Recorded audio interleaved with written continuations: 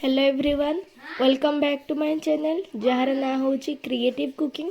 मु आज आपण मानक पई नेकी आसीची कौ माछ बेसर से पुणी चुली रे मु प्रस्तुत करुच्ची। एठी देखंतु मु तेल को ऐड कर दूची प्राय 2 रु 3 स्पून हम। तापर मु एथिरे सोरिष को ऐड कर दूची। सोरिष फुटी सारिला परे मु एथिरे पियाज को ऐड कर देची। पियाज को देखंतु मु भल भाबरे भाजी दउची। तापर मु एथिरे कौ माछ को धोईकी सफा करके रखी ताको ऐड कर दूची। याको आमे जाल अधिक करिकी भाजिबा। एठी देखंतु कौ माछ हमर भाजी होई सारिछि। एबे मु एथिरे बेसर को ऐड कर दूची। बेसर रे मु सोरिष, जीरा, रसुण, धनिया, सुखिला लंका एवं हळदी गुंड को बाटिछि। एबे मु एथिरे पानी को ऐड कर देली। तापर पानी फुटी सारला परे मु एथिरे लूण को ऐड कर दूची।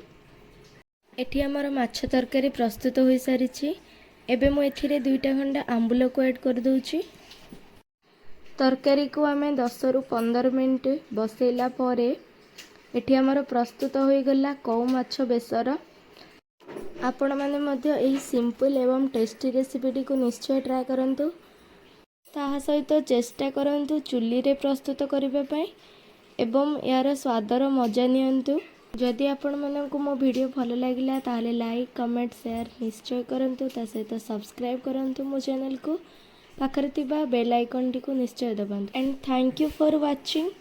जय जगन्नाथ। रहुछि। नमस्कार।